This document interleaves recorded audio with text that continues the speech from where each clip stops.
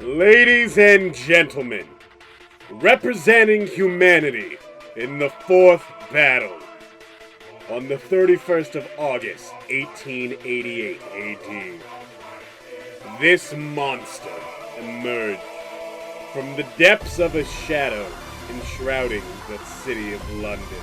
Who were the true victims of his sharp fang? The lives of 5 prostitutes? Nay. Human society as a whole? Nay. In the blink of an eye, this man cast the entirety of London into chaos. The darkest of evil, devoted to the inseparable darkness of his soul, he is known as humanity's most infamous serial killer.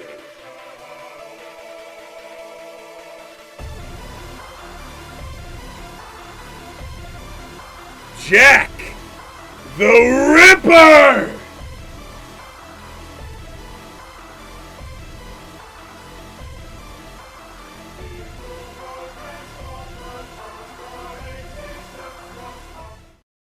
What's up, everyone? GSpace64 here, coming at you with another Fictional Characters in D&D Season 2 episode here.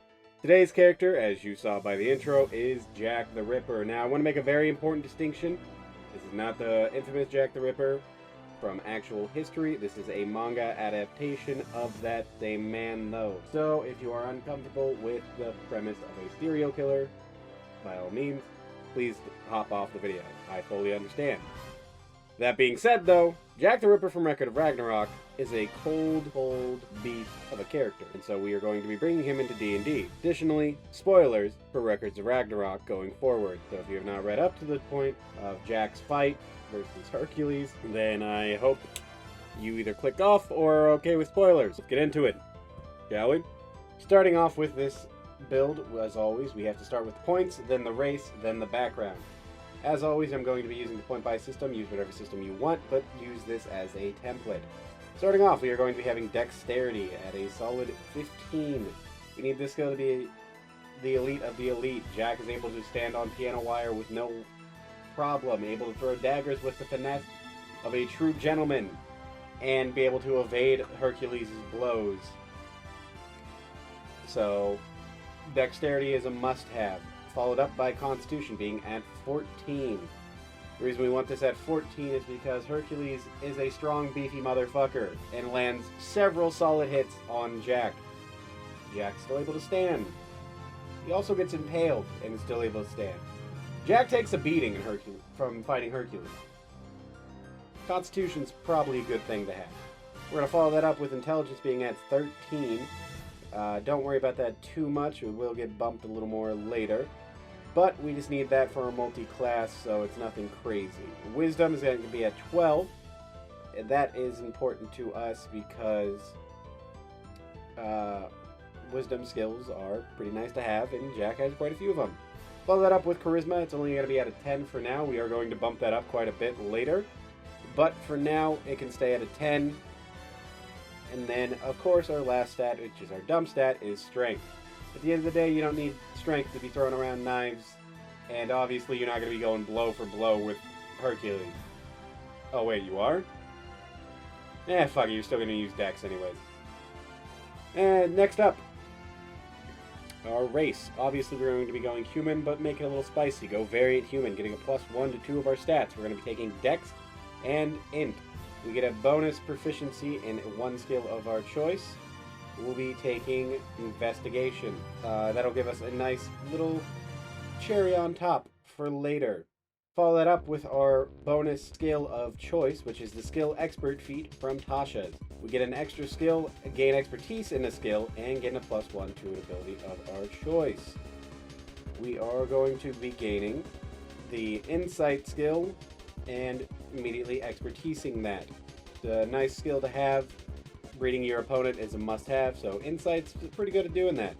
The +1 can go into your choice of either Charisma or Constitution, or even put it in Wisdom. Really, the choice is yours. We'll be bumping all of those up with points later, so don't worry too much about that. Finally, the background. You will be starting with the criminal background. criminal background fits Jack pretty obviously, and on top of that gives us a bonus couple extra skills, giving us the skill proficiencies in deception and stealth. Both of those being fairly nice. Now let's get into the class then now, shall we? So already being a skill junkie that we are, we have proficiency in 3 skills. Why not gain 4 more with Rogue? We are going to be gaining acrobatics, sleight of hand, perception, and performance. We will need persuasion later, but we will be getting that later, so don't worry about it now. On top of that, we'll get 2 expertise skills on top of the one we already have. We're going to be putting that into acrobatics and deception. On top of that, starting as Rogue, we get sneak attack. Anytime you attack with a finesse weapon and you have advantage on the ability, or you have an ally within 5 feet, you get to sneak attack, which currently is 1d6. We also get Thieves' Cant. Nothing crazy there, but it's fairly nice to have. Level up, we gain the ability to bonus action dash, disengage, or hide as a bonus action. Pretty solid. And the optional ability from Tasha, talk to your DM before you use it, of course, is the aim ability, which we gain advantage on an attack as a bonus action when we are motionless. So that's pretty cool. Granted, talk to your DM again before taking it. It does help Jack build a little bit, but it's not a must-have. Level up again as Rogue, and to level 3 we'll get our archetype. We will be taking Swashbucklers. Creatures you attack can't make attacks of opportunity against you that turn, and you gain your Charisma mod to Initiative. Also on top of that, you can sneak attack the creature if it's the only one adjacent to you.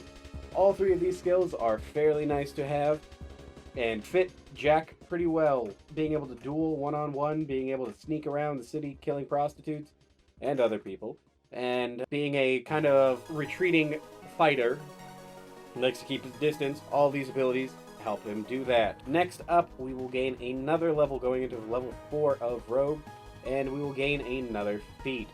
We will gain the Tavern Brawler feat. Your unarmed strikes deal 1d4 damage, and you're proficient in unarmed strikes and improvised weapons. You can make a grapple check as a bonus action after hitting with 1, and gain a +1 to either strength or charisma, or excuse me, strength or constitution. We're taking that +1 to Constitution, but the main reason we want this is because Jack is seen fighting Heracles with the most random of things. He attacks Heracles with Big Ben, the clock of Big Ben, and takes off his fucking arm with it. Dude's a cold beast. Tavern Brawler makes that possible. Going to multi-class after this, taking 1 level dip into Fighter, getting the thrown weapon fighting style. So that way we get a 2 extra damage when thrown weapons, and we can draw them freely when attacking. On top of this, though, we also do gain the ability to heal 1d10 plus our fighter level hit points as a bonus action once between rests. Second wind, pretty good, but not necessary. Level up again into Rogue, going back into Rogue at level 5, we gain our reaction to take half damage when we are hit by a foe that we see. Fairly good. Lessen the blows from Heracles, making them more bearable so we can continue fighting longer. Level up again, and we will be gaining double proficiency with chosen skills of our choice, and we will be taking proficiency in investigation and thieves tools, actually. The reason we are taking thieves tools as a double proficiency is because Jack is seen using his little bag of tricks, using a grappling hook, many other traps and all of that. Being able to set up those traps is a must-have, especially in such a short amount of time. So having our thieves tools be able to help us set up those traps is an absolute must. On top of that, we will level up again and gain the evade ability at level 7 of Rogue. When you make a dex save, when you normally take half damage, you instead take no damage if you pass and half damage if you do not. Level up again as Jack until level 8, and we gain another ability score improvement. Go ahead and bump up your Constitution to 16, getting it to a nice +3. And go ahead and start bumping your Wisdom. So that is also a 14. So that is 2 stats we have a 16, and 2 stats we have a 14. Charisma, don't worry, you'll be bumping that up shortly here. And also, you can bump this up in any order, it's just the order I did it in the build. By all means, please choose whichever you wish. But yes, at level 9 of Rogue, we gain Panache. Your charm becomes extraordinary Bagullying. As an action, you can make a Charisma Persuasion check, contested by the creature's Wisdom Insight check.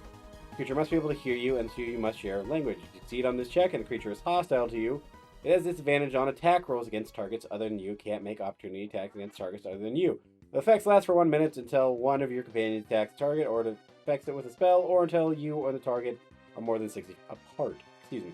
If you succeed on the check and the creature isn't hostile to you, it is charmed by you for 1 minute, while charmed regards you as friendly acquaintance. This effect ends immediately if you or your companions do anything harmful to it. So Panache is pretty good, but oh no, our stats do not really care that Panache is really good, because our Charisma stat is still sitting at 10, and we aren't proficient in Persuasion. Don't worry, we will be getting all of those a lot better here in just a second, because we are going to level up once again as a rogue, going into level 10 of rogue, and getting a kind of cool ability, I guess. I mean, you call it cool, maybe you don't call it cool. It's just for you to decide. I don't care. You live your life how you want. Give me those hate comments about how you hate this build. Do it. It fuels the algorithm. But no, you get an ability score improvement at 10th level. And that ability score improvement, oh, that's what we love to see, because we're going to be taking a feat. Now, I said skill expert is pretty similar to prodigy. Hey, what if we take prodigy as well? Since you're a human, it's one of the few skills exclusive to you, so we will gladly take that. We'll gain 1 language, 1 skill proficiency, and 1 skill double proficiency, and 1 dual tool proficiency. Obviously, we're going to be taking persuasion and making that immediately expertise. 1 tool proficiency, choose whatever you want, dealer's choice there. We already have our thieves tools. And the language, again, dealer's choice. Choose one that you think is a common language in your setting. That way Panache works better. Level up once again into rogue, being 11th level, and we will gain the reliable talent ability. Reliable talent makes it so any ability check that lets you add your proficiency bonus, we can treat the roll of a 9 or lower as a 10. That means anytime we roll, we get a guaranteed 10 on the dice, which is pretty good, if you ask me. Level up again into rogue, and guess what? We're getting another ability score improvement. Put these both into charisma, making that a 12, so our stats go up, and it's just better. Level up again, we'll be getting 13th level in rogue, which gives us another swashbuckler ability, which gives us elegant maneuver. Starting at 13th level, you can use bonus action on your turn to grant yourself advantage on the next dexterity, acrobatics, or strength check you make during that same turn. So, not bad to have. Pretty good, if you ask me. Making sure you can get out of those tight situations where someone tries to grab you. You are never getting grabbed, in fact. You are a god at avoiding those, being expertise in acrobatics. Makes it pretty hard to be grabbed. Going to take another level into rogue, making us level 14 as rogue, which gives us blind sense. Starting at 14th level, if you are able to hear, you are aware of the location of any hidden or invisible creature within 10 feet of you. Pretty niche ability, but it's a nice one to have. Making it easier to hit invisible creatures is always good. Doesn't really fit the build too much, but it's a little cherry on top that we do gain. And now we are finally going to take that dip that I talked about way earlier that we needed intelligence for. We're going to take a dip in Artificer. Artificer gives us a couple things that Jack really needs, that he is pretty good at, that we are missing. Gives us magical tinkering, doesn't really matter too much, but hey, it's a cool thing, and it gives us spell casting. Now you may be asking, Jack the Ripper can't cast spells. Record of Ragnarok says humans can't cast spells, and you are correct. But this is not Record of Ragnarok completely, and these spells are just abilities that Jack already has, and they just kind of fill a niche that we were missing. We are going to gain 2 cantrips from this, and we are going to take the Mage Hand ability, so that way we can replicate our grappling hooks, and by putting up our piano wire without anyone noticing. And then also Prestidigitation. Prestidigitation doesn't really do anything for us. It just gives us kind of a means to distract, and that's what it's there for. It gives us a distraction, gives us that opening we need. And then as for the 2 first level spells that we get, we actually get more than that, but the 2 important ones that we care about are Cure Wounds and Disguise Self. The reason we want Cure Wounds is because Jack is able to pop his arm back into place and do it disturbingly easily, as if he's got experience doing that. Cure Wounds gives that extra D8 of healing, plus our modifiers at +2. It's not bad, it's not good, but it's a nice little niche to have in case of a pinch. And then Disguise Self, Jack is a master of evading the police, so obviously Disguise Self is a must-have. Then we're going to level up one more time as Artificer and get our infusions. This is the main reason we actually came here for, and that is because we gain 4 infuse. Granted, we only can have 2 active at a time, but that doesn't really matter because we only came here for a couple of them. Obviously, we're going to want Enhanced Weapon, and enhanced defense. Both of those are a very big plus to have in a pinch. Granted, we don't need them at all times. Then, of course, we also are going to take to replicate magic item. The replicating magic item that we are going to want is a bag of holding. As Jack said in his fight, he has an endless pouch filled to the brim with items he needs, but they only can be the size of something that fits in that pouch. Bag of holding fits that pretty well, even if that was a lie. It's cool to have. We can fill our bag with a fuck ton of daggers, so that way we never run out.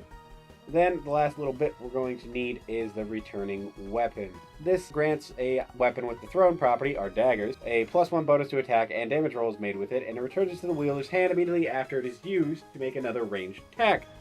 So combine that with thrown weapons, we're getting a +3, and combine that with enhanced weapon, we're getting a +4 from a simple little dinky dagger that's also now magical. So our dagger is going to be hitting a lot harder without us having to put more points into dexterity. Speaking of that, though, we are going to go back to Rogue now. Gain the 15th level in Rogue, which gives us Slippery Mind. Slippery Mind allows us to create greater mental strength, giving us proficiency in Wisdom saving throws. That's pretty solid.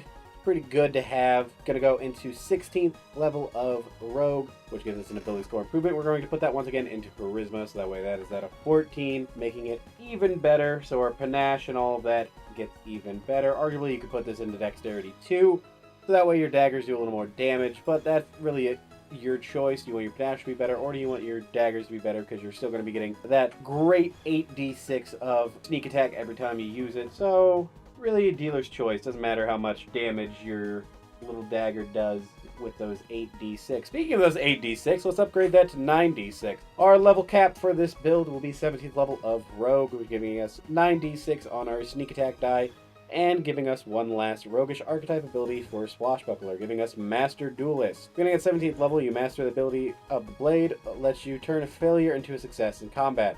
If you miss with an attack roll, you can roll it again with advantage. Once you do so, you can't use this feature again until you finish a short or long rest. So, those attacks that you thought were missed, haha, joke's on them, that was actually a feint, making it into a potentially critical hit to do a fuck ton of damage. All of your feints have led up to this moment, Jack. Don't let the audience down. And he did not. Now, as the last thing, let's go ahead and talk about the pros and cons of this build. The pros is you are really good at a lot of skills. Pretty much every skill we have is expertise or just has a lot of points going into it. On top of that, our damage is never really going to be bad, even with our low dexterity, or somewhat low dexterity, because our build has covered that with sneak attack dice. We are able to get sneak attack fairly easily with Panache and everything else that Swashbuckler gives us, so that way our sneak attack never really falls through. On top of this, our ranged ability with our daggers will be second to none, making it so our ranged attacks are pretty hard to miss, and that way we don't have to be up front and fighting toe-to-toe with the god of fortitude himself. Now, the cons of the build, the only real big con of this is, even though we are good in the one-on-one fight, we really don't want to be in the one-on-one fight. Our abilities have made it so we are good at one-on-ones, but we still prefer having our allies around, because even at the end of the day, even with all the extra points we put into cons so that way we aren't squishy as hell, we are still a fairly squishy boy. Being a rogue means our hit dice is a d8 most of the time, with the exception of the one level of fighter. The 2 levels of Artificer also only give us a d8 as well. So our hit dice is only going to be a d8 for 19 of our 20 levels. Making our Constitution a +3 made it so that is relieved a little bit, but we are still not exactly a frontline tank, so you don't want to be taking blows head on. On top of this, even with everything we've done, our AC is not going to be amazing. You could put yourself in medium armor, I suppose, but that ruins the +3 you'd get from your dex. But putting yourself into studded leather and giving it enhanced defense really only gives us 16 defense. So it's not a great option in terms of AC. So just be a little careful if you're going to try and go toe-to-toe, because at the end of the day, if you're uncareful, one of those blows from Heracles is going to land in your face. That being said, though, I've been your host, GSmith64. If you like this video and you're new to the channel, make sure to hit that like button and subscribe. That being said, though, hope you enjoyed, and I'll see you all next time. Peace.